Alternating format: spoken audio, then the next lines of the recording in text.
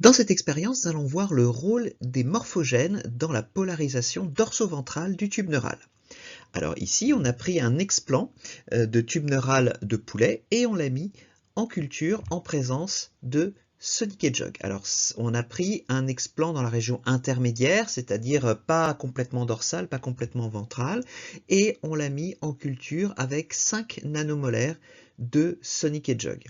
Et dans ces cas-là, eh bien, on a une expression importante, ça a été observé en immunofluorescence, une expression importante dans plus de 40% des cellules de NKX2.2, qui est une protéine qui est importante pour le développement des neurones ventraux. Alors c'est logique, puisque la source de Sonic Hedgehog, normalement dans le tube neural, c'est la corde et aussi ce qu'on appelle la plaque du plancher, c'est-à-dire la région la plus ventrale du tube neural.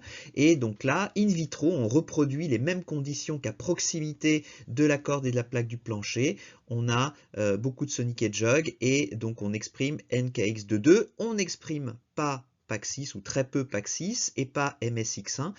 Qui sont des marqueurs plutôt de neurones intermédiaires ou de neurones qui sont dorsaux. On va incuber donc d'autres explants intermédiaires toujours en présence de ces 5 nanomolaires de Sonic Hedgehog, mais cette fois-ci avec différentes doses de BMP4. Et on va classer les observations selon des doses croissantes de BMP4 mis concomitamment avec les 5 nanomolaires de Sonic Hedgehog. Et on voit qu'au fur et à mesure qu'on augmente la concentration de BMP4 dans le milieu, eh bien, l'expression de NKX22 diminue. Vous avez de moins en moins de cellules dans l'explant qui expriment NKX22 et vous avez de plus en plus de cellules qui expriment PAX6, donc un marqueur de tube neural intermédiaire.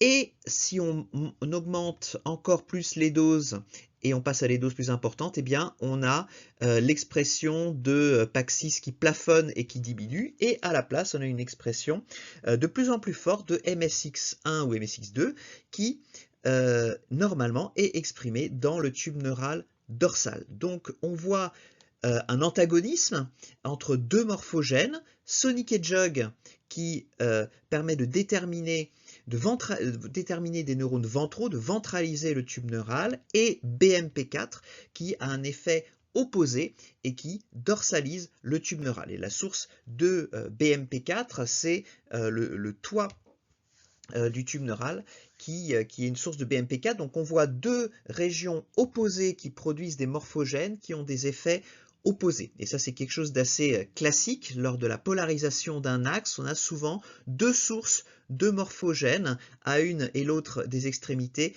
qui ont des effets opposés et qui permettent de régionaliser de manière assez fine cet axe.